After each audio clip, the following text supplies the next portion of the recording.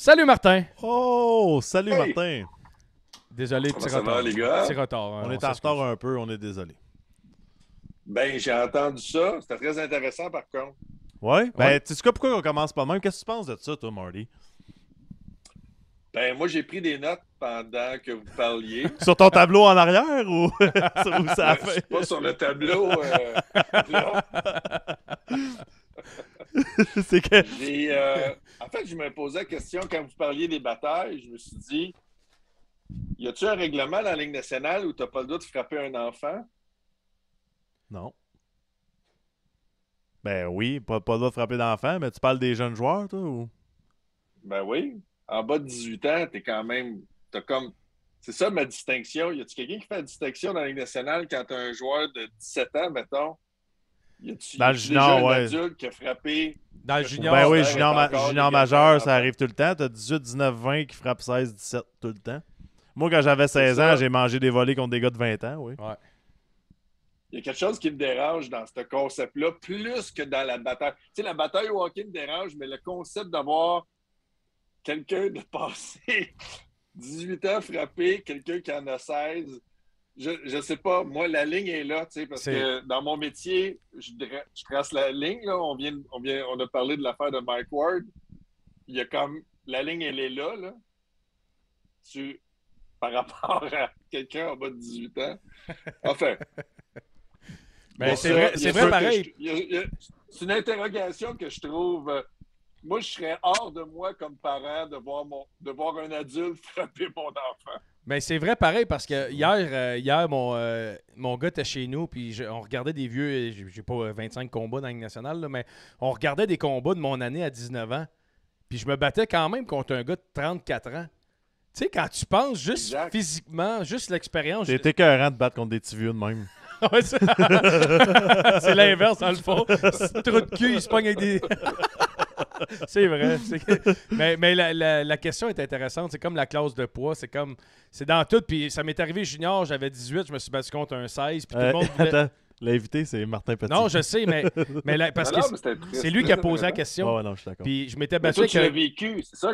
Je m'étais battu avec un Dans ta 16. tête, comment Puis ça doit être intimidant quand tu as 17 de voir un homme en vouloir à ta face? C'est pas le même trip. Ouais. C'est pas comme patiner plus vite qu'un homme, là. Non. Mais t'en veux pas à face, je pense. Je pense pas que t'en veux à face. Je pense que t'en veux au chandail puis tu veux gagner la game. Ben, tu sais quoi, Martin, Je pense plus c'est ça. quand t'es dans le monde du hockey, tu vois pas ça comme ça. Tu vois ça comme je peux me battre contre un gars dans le même âge que moi qui est plus tough que le gars de 20 ans, théoriquement. Tu sais, je pourrais manger une volée contre un gars de 16 ans autant que contre un gars de 20 ans. Je comprends l'abstraction. Ouais, c'est ça. Je comprends l'abstraction. Tu sais, dans le fond, ce que j'essaie de dire, c'est qu'on n'est pas très intelligent.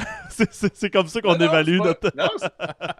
Non, c'est que c'est ce qui fait mon intérêt pour le hockey, puis la réflexion qu'on a, ceux comme moi qui ne sont pas dans le monde du hockey, mais qui aiment le hockey, c'est le phénomène culturel, puis c'est une abstraction, puis en voilà une abstraction. C'est-à-dire que dans n'importe quel autre endroit dans la vie, on le raisonnerait différemment, mais au Québec, c'est parce que c'est culturel, puis au Québec puis au Canada, tu as deux patins dans les pieds, on vient dans un autre mindset. Ça donne des droits. Il y a des paradoxes là-dedans. Mais est-ce que ça te dérange de voir hier un gars de 200 livres n'affronter un de 260?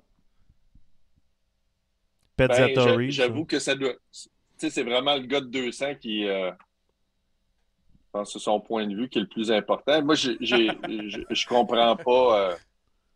Je comprends pas que certains sports interdisent les combats, puis sont capables, puis le sport fonctionne très bien. Puis moi, c'est pas la partie qui m'intéresse dans un match de voir des batailles. Là, puis j'aime le hockey de série parce qu'il y en a moins. Ah ouais? Est-ce que ça te dérange quand il y a des combats?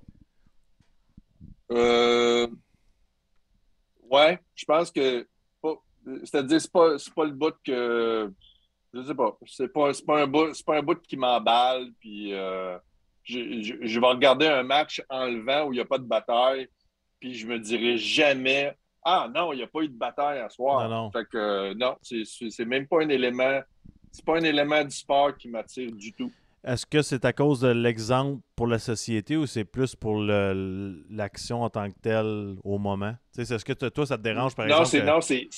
c'est Martin Petit qui, quand il était au primaire, s'est battu vraiment pas souvent, mais qui a eu tellement mal que mon empathie fait en sorte que puis ça me rappelle juste de très mauvais souvenirs.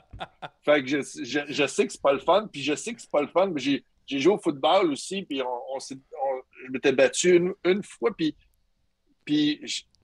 ça m'est revenu à 300 reprises dans ma vie, des flashbacks de ce batteur-là, tellement j'ai pas aimé le sentiment de m'être battu avec quelqu'un. Donc, non, j'aime pas ça. Sauf que je le prendrais le fer plat. Tu sais, mettons,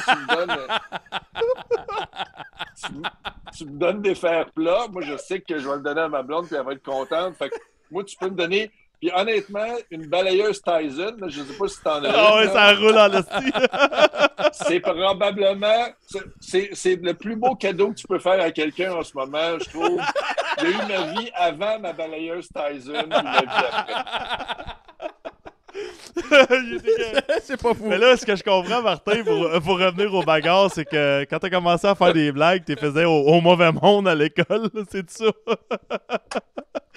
Ouais, c'est ça. Mes premières répliques, il y avait des conséquences.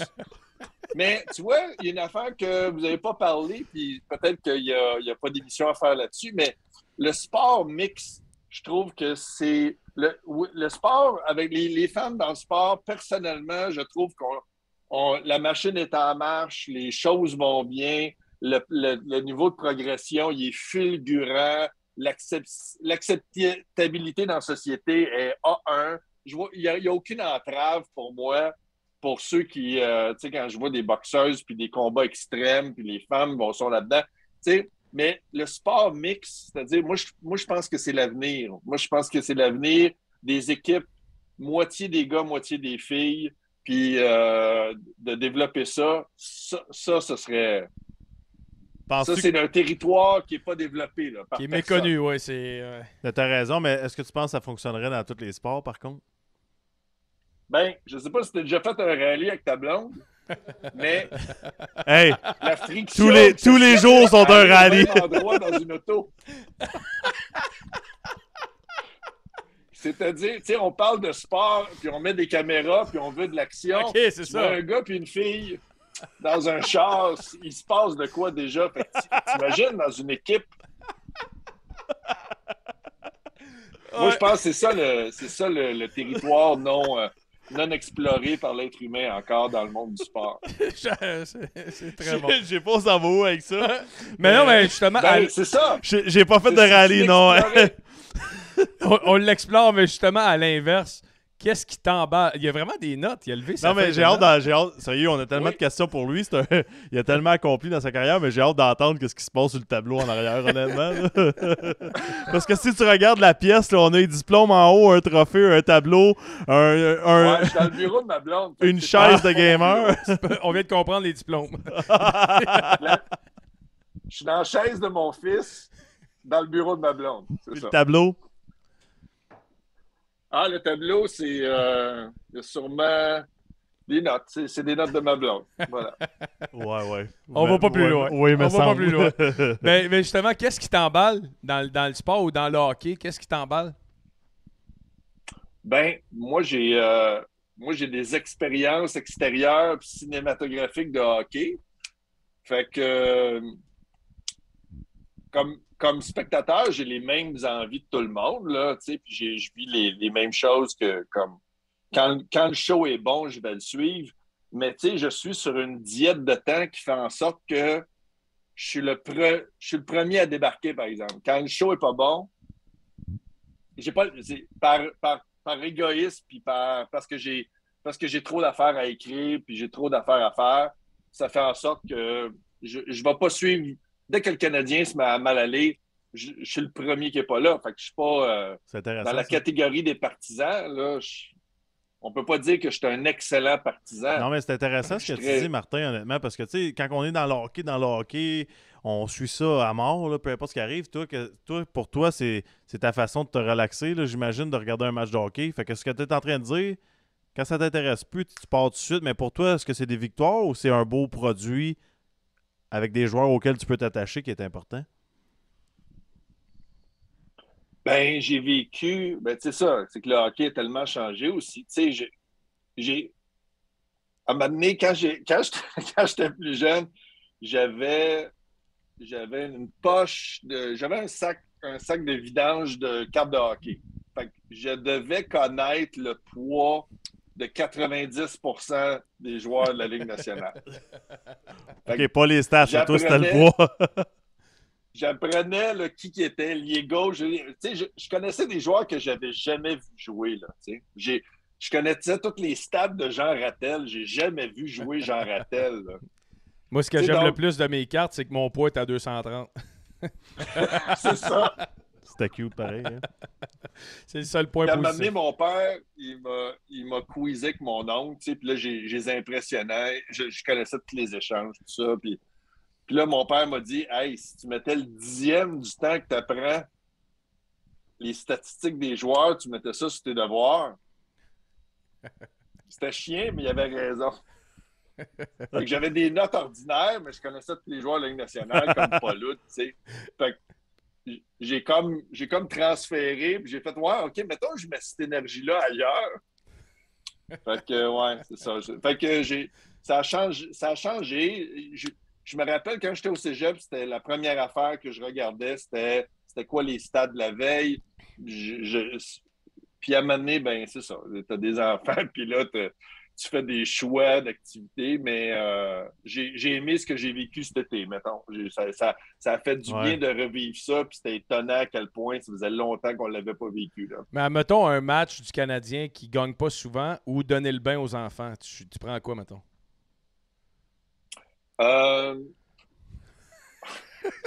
Ça fait longtemps. Le bain est terminé. Là. Ah, OK. J'ai plus de nostalgie du bain. Là. C'est ça qui est le fun d'être parent. C'est que tu passes à une autre étape.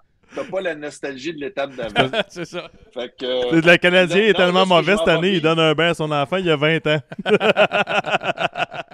Ben, je m'en vais voir ma première game du Canadien avec mon plus vieux samedi.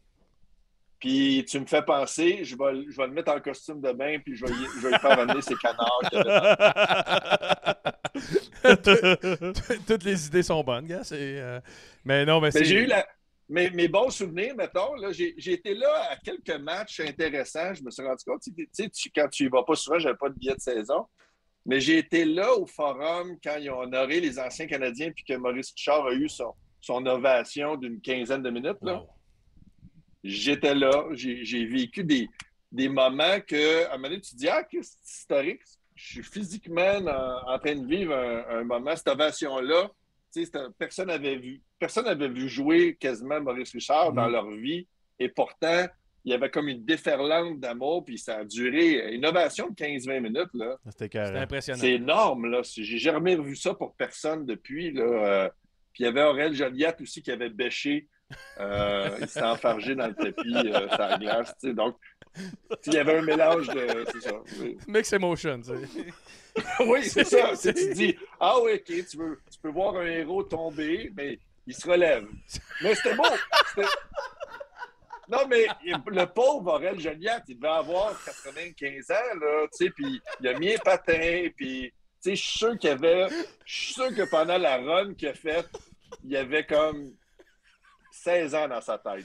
Ça a dû être un beau cadeau, tu sais. Il y a aussi ça, je pense. Tu sais, moi, quand j'ai joué pour les Boys, je te dirais que ce qui m'a fait le plus capoter de jouer dans les Boys, c'est la tournée après. On faisait une tournée des arénas, puis ce qui était fabuleux, c'est que il y avait des vedettes qui jouaient contre nous autres, puis ils se faisaient dire assez clairement qu'il fallait qu'on gagne.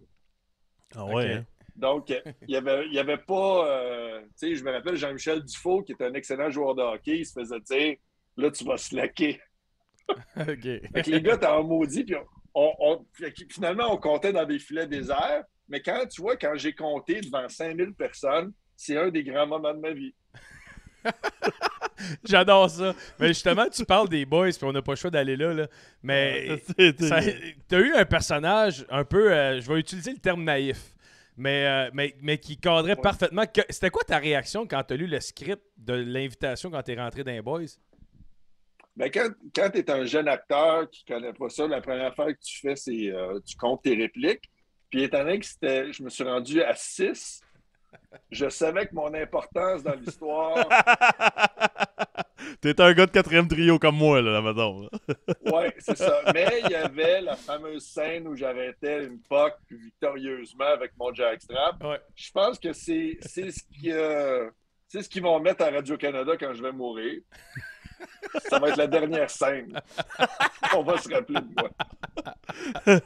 Et puis ça, c'était incroyable parce qu'on a eu beaucoup de monde. Là. On a eu Michel Charette, on a eu Marc Messier. Ils nous ont parlé du tournage à Chamonix. Là.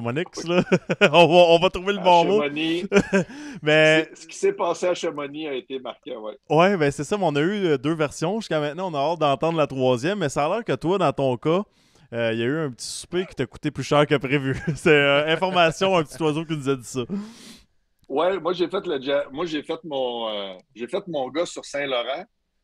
Parce que non, mais moi ma relation à ce moment-là avec l'alcool et les bars, c'est que je suis quelqu'un que ça devient too much pour moi. Tu sais, je suis pas quand je suis trop collé sur le monde, à un moment donné, c'est trop vite.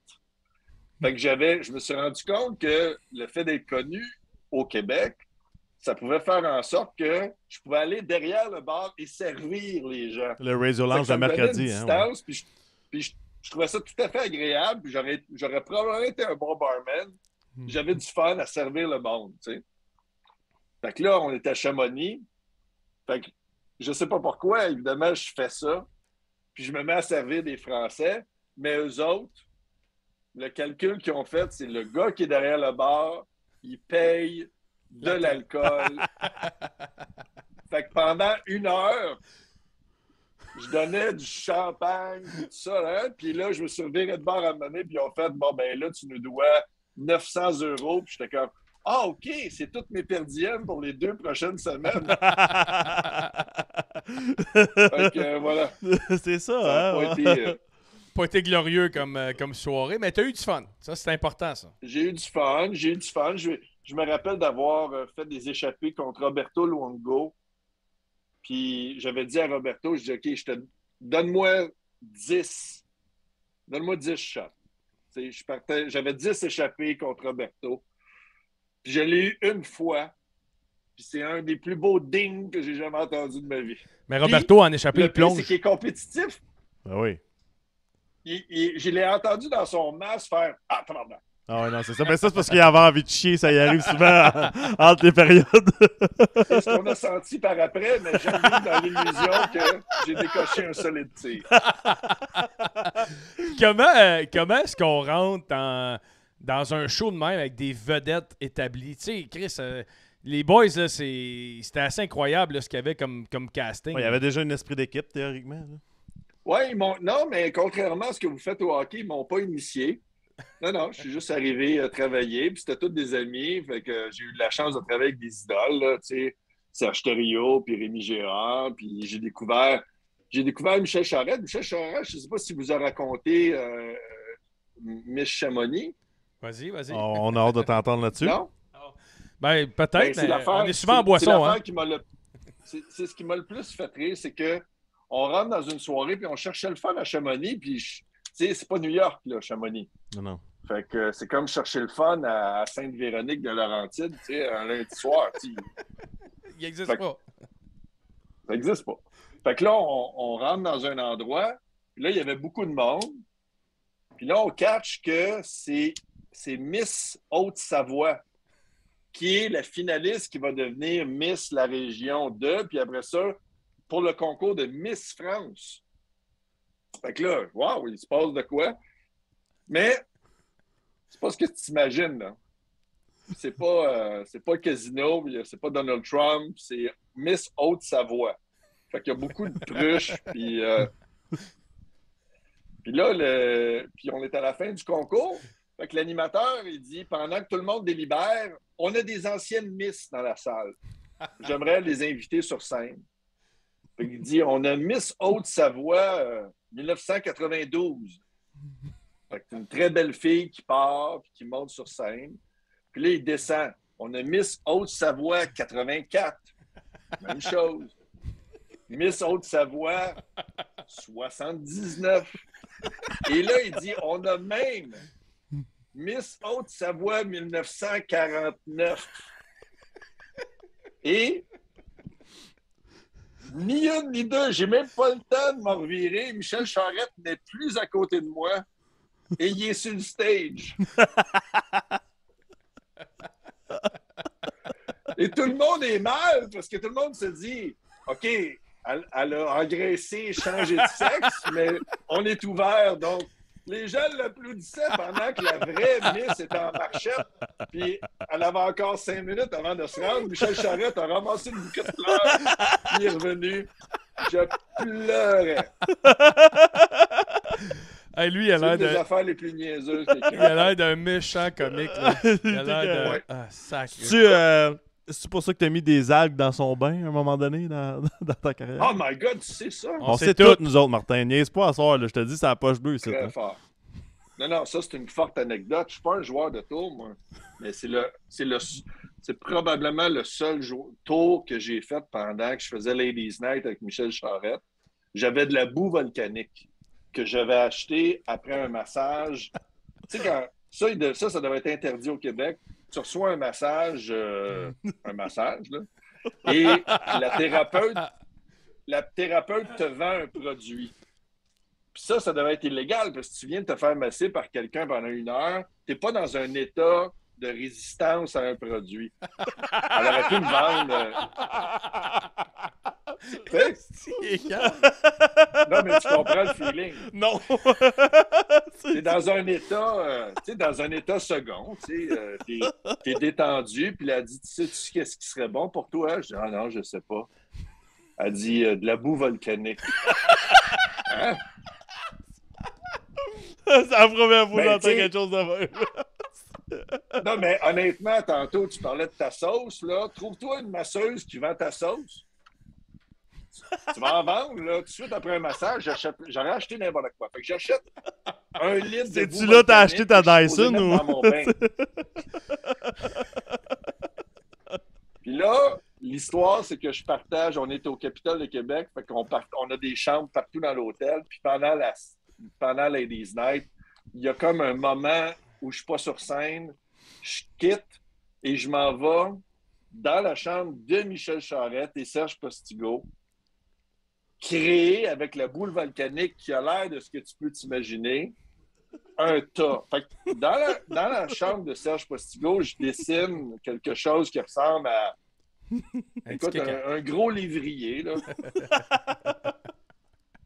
Dans celle de Charette, je fais un splash dans le bain. Et là, j'attends. Après le show, je dis, bon, ben,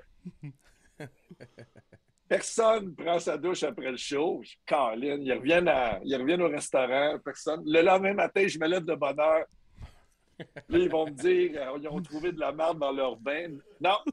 Finalement, en après-midi, là, j'ai fini par savoir ce qui s'est passé. Michel Charette a vu le splash. Il a douté. Il s'est dit, oh non. Il a douté de lui-même. Je trouve ça merveilleux. Il en a pas parlé. Il s'est dit, pendant la nuit, j'ai dû me lever. J'ai fait un mauvais rêve. J'ai chié dans le bain. Ça n'a pas de sens, cette réflexion-là. Puis là, et Serge Postigo, lui, s'est dit « Oh my God! » Il a appelé Marina Orsini. Il est certain que Marina, dans le temps, il appelle Marina, il dit « Là, tu sais pas quoi, il y a quelqu'un qui ne m'aime pas, qui est venu chier dans ma chambre d'hôtel, dans mon bain. » Fait qu'il a appelé la direction de l'hôtel, ils sont venus dans sa chambre, puis il leur a montré le tas. Mais le gars pensait que Serge Postigo, il montrait ce qu'il venait de faire. Donc, j'ai chié dans le bain et je te le montre. Viens voir ce que j'ai fait. Tabarnak. Deux gars, deux réactions complètement différentes à ce qui s'est avéré de la boue volcanique. En tout cas. Chris, je pense que je vais en acheter à mon prochain massage. Ah, mais fais attention, hein, ils te font acheter n'importe quoi. M'a te prendre de la boue et une petite sauce.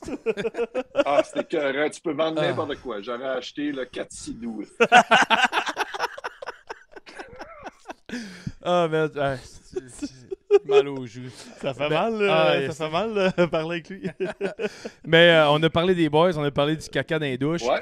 Il y a un autre projet que tu as fait qui a bien marché, puis je pense que tu as eu du plaisir. Nos contacts nous ont dit que CNM, ça avait été un gros moment de ta carrière, puis tu avais donné un French à quelqu'un d'assez connu. Tu parles-tu de... Non, j'ai pas donné de French. J'ai reçu... Tu as reçu. Ça, c'était... OK. Oui, c'est ça. C'était... J'étais vraiment... Je suis pas quelqu'un qui abuse de son métier. Fait que j'avais un sketch à faire avec Michel Richard, puis Michel Richard, elle, c'est pas une actrice qui va faker. Fait que, elle me disait... Elle dit, OK, on French. Puis moi, j'étais comme pas super d'accord avec l'idée en plan. Tu sais, c'était comme on était à 150 pieds de la caméra. Il n'y avait aucun. C'était pas nécessaire. C'était comme.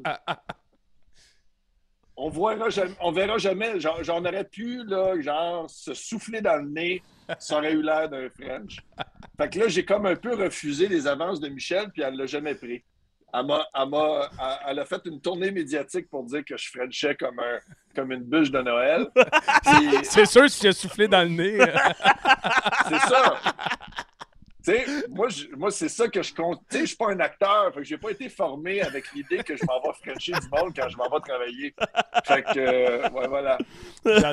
J'adore ça. C'est-à-dire toute ma retenue. Non, j'ai vécu des bons moments, mais mon moment de hockey le plus déterminant, je pense, c'est quand j'ai tourné les 2 épisodes que j'ai faits d'un pêcheur avec Alexis Kovalev. Ouais. Fait que ça a été peut-être la fois où j'ai peut-être le plus eu accès à un joueur de hockey russe de surcroît. Tu sais, vous autres, vous êtes habitués, mais ça, c'est des gens qu'on rencontre rarement, surtout de la façon que lui aussi a grandi, Ouais. tu sais, sa jeunesse dans l'équipe de hockey de l'Union soviétique. Mais comment vous l'avez Faire approché? le switch. Il a connu la fin d'une époque.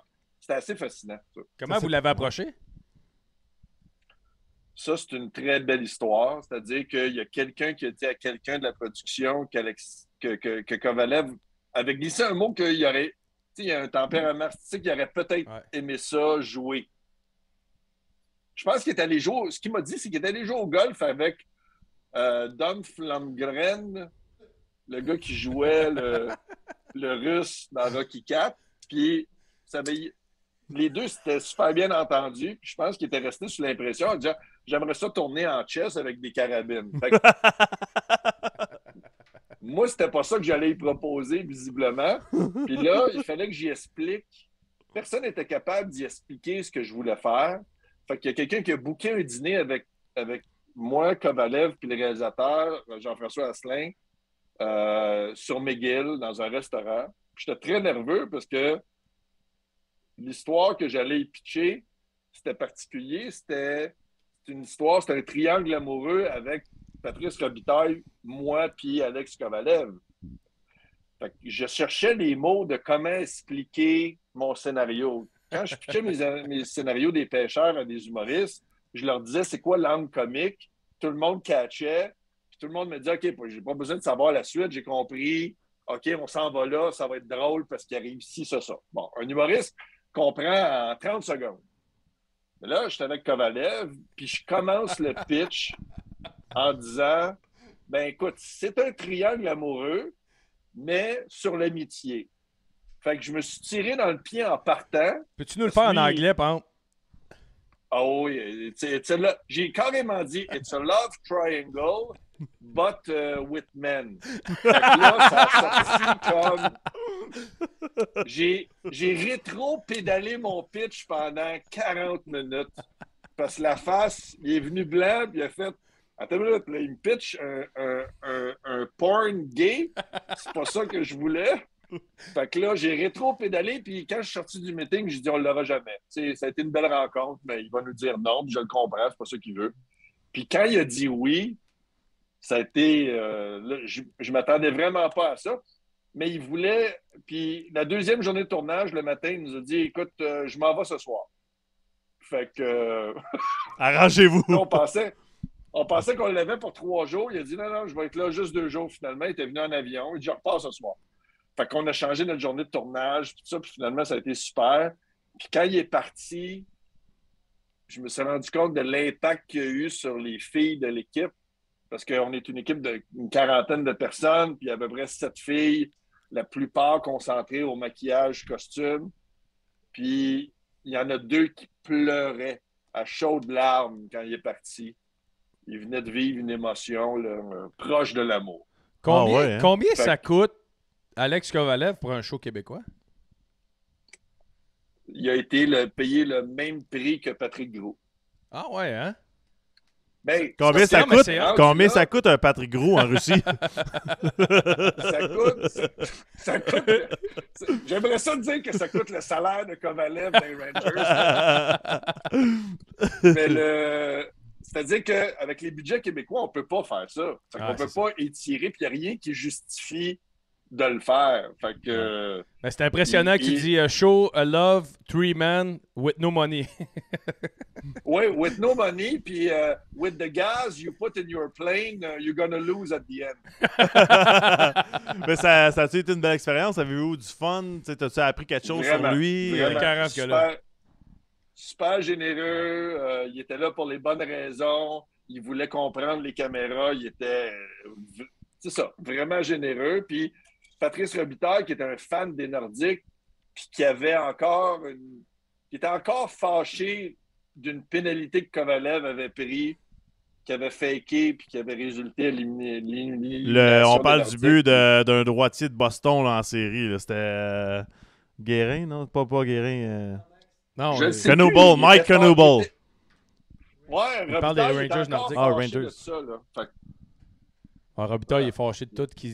Quand tu parles du Canadien, il est fâché, Robitaille. C'est ça. C'est pas compliqué. C'est ça.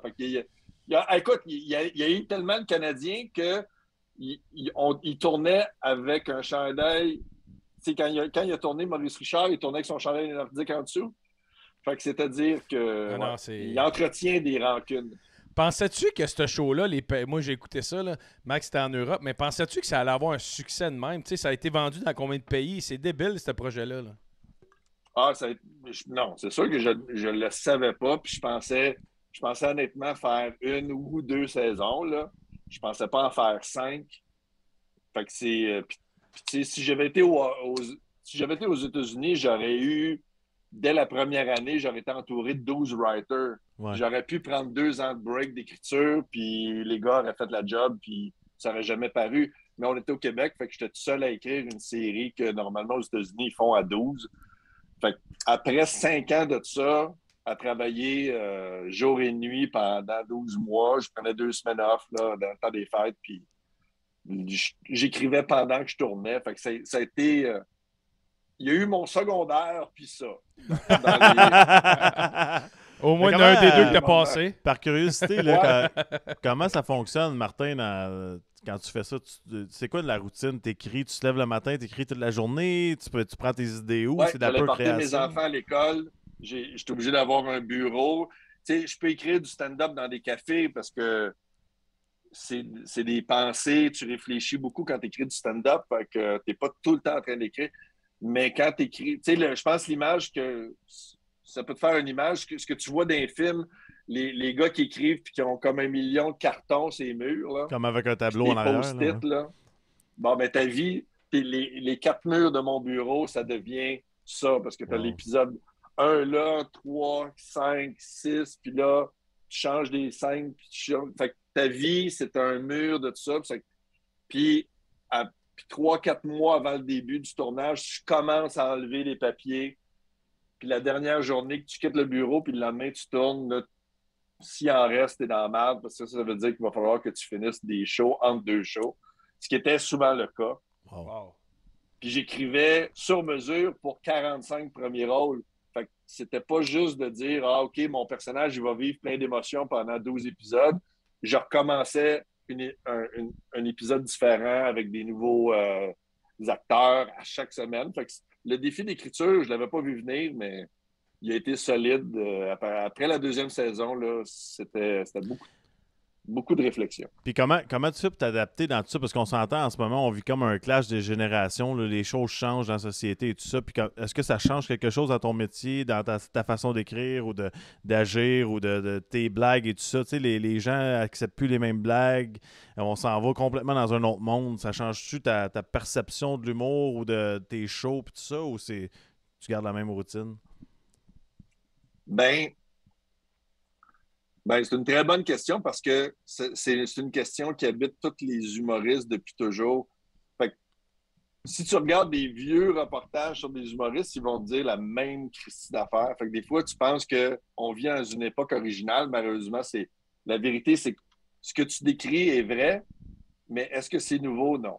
Okay. C'est-à-dire que les gens se posaient la question dans les années 50 si les humoristes allaient trop loin. Ils se posaient la même question dans les années 60. La même question des années 70. Fait que là, tu réalises que les humoristes, on est toujours... Il n'y a jamais eu une époque où les humoristes se faisaient pas taper ses doigts pour avoir dit quelque chose, parce qu'on est tout le temps sur cette frontière-là. Puis c'est notre job puis notre passion d'être là. Puis c'est là que c'est intéressant, notre métier, quand on est sur cette ligne-là. Fait que de tout temps, les humoristes ont été sur une ligne de controverse de « ça se dit-tu, ça se dit-tu pas ». Fait que ça fait juste, je sais pas. Ce qui est étrange, c'est qu'on se rend pas compte que c'est toujours ça. Parce qu'aujourd'hui, par contre, il y a les réseaux sociaux. Tu sais, c'est ça la différence, je trouve, avec les autres époques. Oui, il faut toujours s'adapter, mais là, on l'a d'en face, aussitôt qu'on fait une petite erreur. Ça prend 2 secondes, Twitter, Instagram. Ouais, mais ça, je pense qu'il faut apprendre. Ceux qui vivent bien sur les réseaux sociaux, c'est ceux qui ont compris de qui on parle.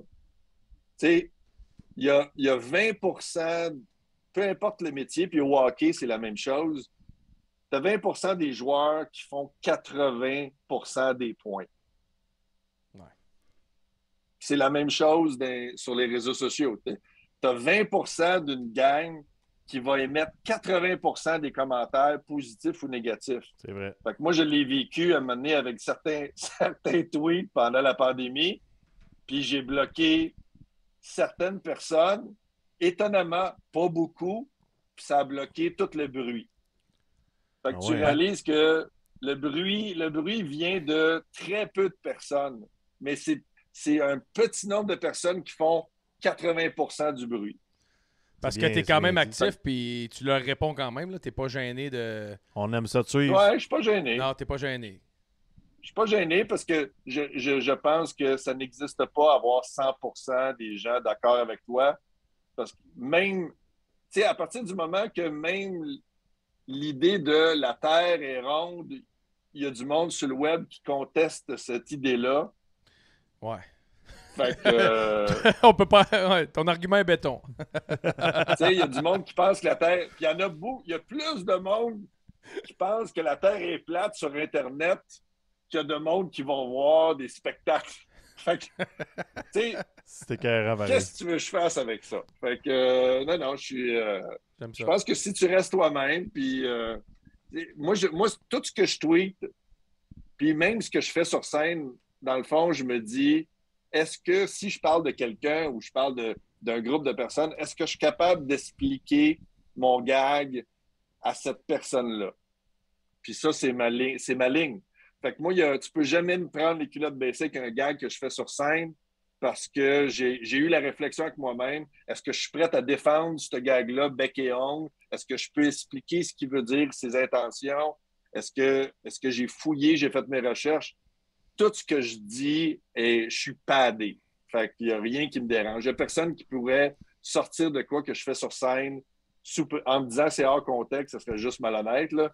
Mais non, je pense pas que je pourrais me faire avoir. Tu parles de ça, justement, t'es padé, puis tout ça, puis sens-toi bien à l'aise. Là. J'aimerais ça savoir ta version, tu sais, une situation comme Mike Ward, à quel point le verdict final avec Jérémy, ça a changé de quoi, ou qu'est-ce qui est arrivé dans le monde, dans votre monde, les humoristes, puis tout ça, parce que le verdict, on s'entend que ça aurait pu changer les choses. Oui, c'est ça. Je pense que tu sais, ça peut jamais être des exemples chics, ces affaires-là de liberté d'expression. Il y en a eu un aux États-Unis avec George Carlin, mettons, lui, il avait fait un numéro, c'était les 7 mots que tu peux pas dire à la TV, fuck, tits, cock, il faisait tout, t'sais. Puis là, il est allé en Cour suprême, comme Mike, pour avoir le droit de dire ces choses-là, c'est toujours quelque chose de même. Quelque chose qui va te déranger, qui va accrocher. Mais peu importe l'exemple, il faut qu'au final, est-ce qu'on va légaliser le bon goût? C'est impossible. On peut pas mettre des mains d'un juge le bon goût. Non. Fait que malheureusement, mais sauf que est-ce que c'était le bon recours? Non, évidemment. Tout était tout croche dès le départ dans cette histoire-là. Dès le départ, tout était tout croche. Puis je pense que, personnellement, mon opinion, c'est que le pauvre Jérémy Gabriel, je considère qu'il s'est fait avoir une fois par ses parents, malheureusement, puis une fois par les avocats. Puis je suis content de voir que ce gars-là sort de là, une tête sur ses épaules, fort, puis qui n'est pas amoindri de cette épreuve-là. Puis peu importe ce qu'il a vécu dans son enfance, à chaque fois que je l'entends parler, j'ai l'impression d'entendre un adulte relativement assez fort, plus fort que bien du monde que je connais qui ont eu une enfance plus facile. Fait que ça, c'est ce qui me dit que l'histoire se termine bien. Puis ça se termine bien pour la liberté d'expression parce qu'effectivement, on ne veut pas vivre d'une société où des juges déterminent ce qui est du bon goût ou du mauvais goût. OK. J'accepte. Je trouve ça bien expliqué, puis j'endosse les propos. Mais j'en reviens à mon affaire du combat. Est-ce qu'on peut battre un jeune avec des patins? Tu vois le lien? T'as commencé fort. T'as placé un pion au début de la game, puis là, ça nous revient d'en face. Il est plus fort que nous autres. Il est fort en tabarouette. Il y a un tableau en arrière. C'est vrai. Mais justement... C'est comme un jeune Bobby Fischer. C'est le Bobby Fischer de Laval. On parlait tantôt des pêcheurs puis d'un succès que ça a connu à la télé. Un autre succès que tu as participé, c'est Starbuck, le film. Là. Ça a été un succès de fou. Là. Ça a été acheté, là, c'est Spielberg avec... je l'ai donc bien mal dit. Comment on dit ça? C'est-tu la compagnie des croissants? Je pense que quand il est sous, DreamWorks. C'est lui-même. Ouais, c'est ça. Mais en tout cas, lui, Spielberg. Lui il a acheté ça. C'est les croissants Spilsbury. Il renverse une Carlsberg. C'est lui. C'est de lui que je parle. On parle du même gars. Tu veux, on se comprend. Oui. Non, mais ça... Mais parle-moi-en, là. Ouais. Ben écoute, c'est mon seul et unique film, hein. Fait que... Voilà. C'est un beau... c'est juste du positif, cette affaire-là. C'est une super belle aventure. C'est une idée que j'ai partagée avec mon chum Ken Scott, puis j'ai la chance d'avoir un chum qui est scénariste, donc il cherchait une idée de film, puis là, j'y lance ça, puis le soir, c'était décidé. J'ai retardé l'écriture de mon 3e show, puis on s'est consacré pendant 6 mois, tous les jours, à faire Puis on le faisait vite parce qu'on se disait, ouais, cette idée-là, s'il y en a un autre qui a fait, on est mort. Fait qu'on l'a fait dans une espèce de rush où on espérait être les premiers à sortir cette idée-là comme on l'a fait. Puis c'est un peu ça que Spielberg a dit. Il dit j'avais eu l'idée de faire de quoi avec ça, mais là, gars, vous l'avez fait que on va prendre votre scénario puis on va le refaire. C'est assez incroyable.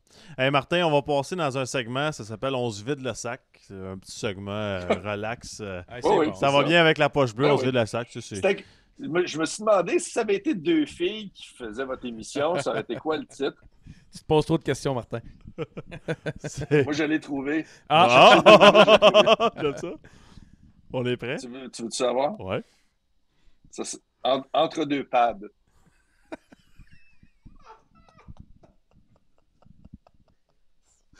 Voilà, c'était ça sur ma feuille. Pas de bon sens. Ouais, c'est quoi, Depuis tantôt, je le vois écrire, là. Je viens de comprendre. c'est ça. Fait que vas-y avec les jeux de mots de poche. Je sais pas quoi dire. Ce gars-là, il me fait pisser en ce moment. Sérieux, ça n'a pas d'allure. Hey, en passant, là, j'ai déjà été manger avec tes parents. Tu parlais de tes parents tantôt. Ah. Là. J'ai déjà déjeuné à Laval chez vous. J'ai fouillé dans ta chambre. J'ai trouvé tes cartes de Pokémon puis tout. Là. Fait que fais attention, hein. Très fort. Simon, on peut passer au segment On se vide le sac. Fait que tu choisis une question dans la gang. Voyage, meilleure anecdote de voyage. Appelle ça en deux pads, là. Meilleur souper, plus gros événement sportif ou ton foursome de rêve de golf. Choisis-en une. Foursome, j'irai avec foursome. Je vais prendre foursome pour 20 points.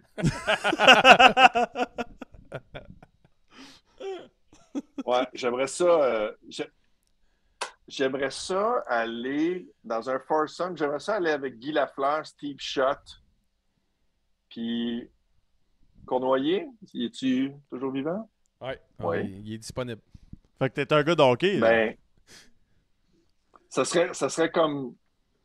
Ouais, c'est ça. C'était comme le trio qui a habité mon enfance. Puis voilà, vous avez rencontré Guy Lafleur. Je trouve que c'est un être vraiment fascinant. Puis je trouvais ça beau quand j'étais jeune, tu sais, dans toutes les chicanes franco-anglo de mon enfance, là, de premier référendum, puis tout ça. À tous les samedis soirs, on voyait Guy Lafleur puis Steve Schott gagner des games. C'était comme l'union d'un franco puis d'un anglo pour la bonne cause. C'était beau, tu sais. Fait que je les ai jamais revus ensemble, en tout cas pas souvent. J'aimerais ça, j'aimerais ça être témoin de cette complicité-là entre ces trois gars-là. Ah, wow. J'aime ça. C'est cool, pareil, comme réponse. C'est bon. Deuxième slide, Simon. Expérience. Première journée au bureau, souvenir au hockey ou ta plus grande phobie? Bien, souvenir au hockey, je trouve qu'on est dans la thématique, puis le fait que vous m'aviez invité, ça m'a fait réfléchir. Ce matin, dans la douche, je repassais à ma relation dans ma vie avec le hockey. Puis, c'est drôle parce que j'ai tellement... C'est probablement le moment où dans ma vie, j'ai fait le plus rire de moi, c'est sur une patinoire. Puis, c'est une grosse humiliation. Puis, le fait d'avoir appris à en rire a fait en sorte que ça a dédramatisé, mais moi, j'ai joué à Laval, puis je ne sais pas comment vous vous situez par rapport à la théorie de Malcolm Gladwell là, sur ton âge versus... Savez-vous de quoi je parle? Ou... L'abonné que vous tentez de rejoindre est présentement dans l'indisponible. Non, mais... Moi, Maxime. Backtrack. Je suis en train de lire un livre. Malcolm Gladwell, Outlier, il a découvert que les joueurs de hockey, parce que les joueurs de hockey sont choisis au Canada selon leur année de naissance. Oui. Qu'il y avait plus de joueurs de hockey dans la Ligue nationale nés en janvier, février, mars oui. que de joueurs nés en novembre, décembre. Parce que sont plus si vieux. tu choisis du monde de la même année, forcément, le gars qui est né en janvier, quand tu as 14 ans, il est plus gros que le gars de 14 ans qui est né en décembre. Très bien dit. On me suit? Oui. Fait que ça crée une disproportion. Fait que le gars qui est plus gros, qui est meilleur, il se fait mieux coacher, il est sur l'attaque à 5, il est plus valorisé. Bref, dans la sélection naturelle, ta date de naissance peut avoir un impact sur tu vas te rendre loin ou pas. À cause de la force et de la grosseur. Moi, il y a quelques exceptions. Mais ça, c'est ton meilleur Oui. souvenir. Non, Attends. c'est que moi, c'est un build-up. Je suis né en septembre. Je suis le plus grand de ma classe tout le temps. Mais je suis aussi le plus maigre parce que j'ai jamais... Tu sais, je veux dire, je grandis, j'ai pas de muscles, je suis le plus jeune. Fait que dans ceux de mon âge, je suis le plus poche. Tu comprends? J'ai les poignets d'une courtisane française du 16e siècle.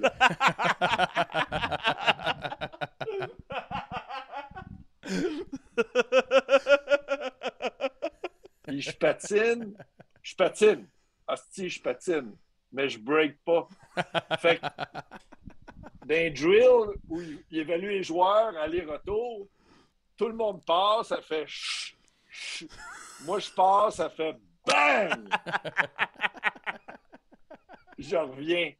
Écoute, il y a eu, je me rappelle, à Laval, il y a le A, il y avait ceux, là, tu t'es voyé, il était choisi, là. La gang, le A partait, le B, le C, puis ils ont parti le C maison. Maison! Ça, c'est un hybride hockey ballon chasseur. Oui. Fait que j'étais dans le C maison. Fait que probablement qu'on faisait des dessins aussi. Tabarnak. Fait que j'étais le plus mauvais du C maison. Mais tu jouais. Puis je Ça, c'est important. Puis personne ne m'avait expliqué c'était quoi un hors-jeu. Je suis plus capable. C'était monsieur hors-jeu. Tout le monde criait la ligne, mais personne ne m'avait expliqué le pont. En tout cas, regarde, j'ai passé par-dessus, puis j'ai jamais encore le sport, c'est un miracle.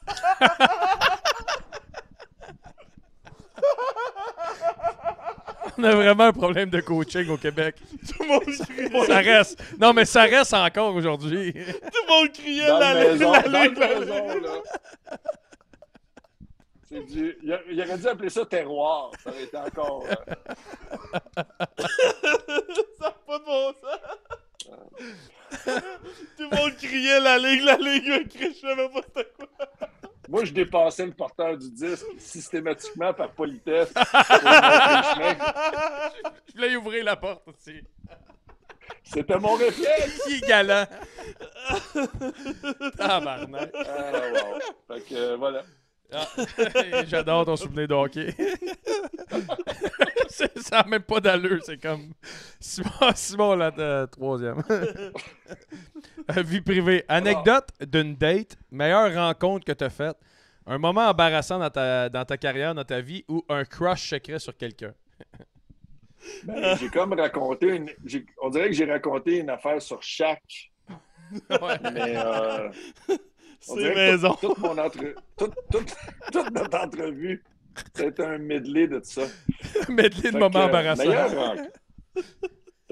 Peut-être meilleure rencontre. Meilleure rencontre de hockey. Je vais rester dans la thématique. J'ai déjeuné avec Maurice Richard. Oh, Wow. ça, c'est incroyable, ça. Quand même, hein? Ouais, non, là ça vient d'arrêter Donc, mon à la rire, bi- c'est sérieux.